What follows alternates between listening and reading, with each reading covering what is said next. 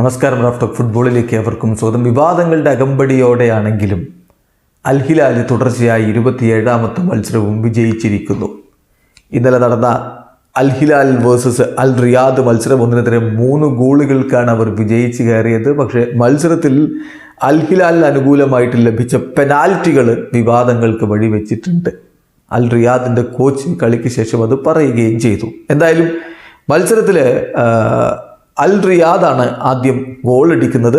അത് ഒരു ഓൺ ഗോളായിട്ട് അവസാനിക്കുകയായിരുന്നു. എന്തായാലും ഒടുവിൽ പന്ത് വലയിലേക്ക് എത്തിയത് അൽ ബുലൈഹിയിൽ നിന്നാണ്. 52ാമത്തെ മിനിറ്റിൽ അൽ റിയാദ് മുന്നിൽ. പക്ഷേ അതിനു മുമ്പ് തന്നെ ആദ്യ പകുതിയുടെ അവസാനം തന്നെ അൽ ഹിലാലിന് ഒരു പെനാൽറ്റി ലഭിച്ചിരുന്നു. മിട്രോവിച്ചിൻ്റെ പെനാൽറ്റി തടയപ്പെടുകയായിരുന്നു. ഏതായാലും ഈ ഒരു ഗോൾ വീണതിന് ശേഷം പിന്നെ അൽ ഹിലാൽ 3 ഗോളുകൾ തിരിച്ചടിച്ചതിൽ 2 പെനാൽറ്റി ആയിരുന്നു. ഒന്ന് റൂബൻ നവസിൻ്റെ പെനാൽറ്റി 66ാമത്തെ മിനിറ്റിൽ അൽ ഹിലാലിനൊപ്പം എത്തിച്ചു. പിന്നെ 75ാമത്തെ മിനിറ്റിൽ മൈക്കൽ ഡെൽഗാഡോ അവർക്ക് ലീഡ് നേടിക്കൊടുത്തു. കളിയുടെ അവസാനത്തിൽ മിട്രോവിച്ച് പെനാൽറ്റി ഗോളാക്കി മാറ്റി. ഇതിൽ 2 പെനാൽറ്റികൾ അനാവശ്യമായിട്ട് കൊടുത്തതാണ് എന്നതാണ് ഇപ്പോഴുള്ള വിവാദത്തിന് കാരണം. അത് റീപ്ലേ കാണുമ്പോൾ വളരെ വൃത്തിക്ക് നമുക്ക് മനസ്സിലാവുകയും ചെയ്യും.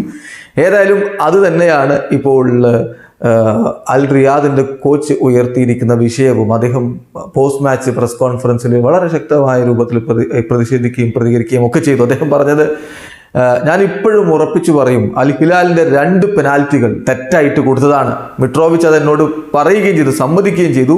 അതൊരിക്കലും പെനാൽറ്റിയല്ല. ഞാൻ എന്തായാലും അൽ ഹിലാലിനെ ബഹുമാനിക്കുന്നു, റഫറിങ്ങിനെയും ബഹുമാനിക്കുന്നുണ്ട്. പക്ഷേ ഈ ചെയ്തത് ശരിയല്ല എന്ന് തന്നെ ഇപ്പോൾ അൽ റിയാദിൻ്റെ കോച്ച് വളരെ കൃത്യമായിട്ട് പറഞ്ഞു വെക്കുന്നു. ഏതായാലും ഈ മത്സരം വിജയിച്ചതോടുകൂടി ഇപ്പോൾ തുടർച്ചയായി 27ാമത്തെ മത്സരമാണ് എല്ലാ കോമ്പറ്റീഷനുകളിലുമായിട്ട് അൽ ഹിലാൽ വിജയിക്കുന്നത്. അതൊരു വേൾഡ് റെക്കോർഡാണ്.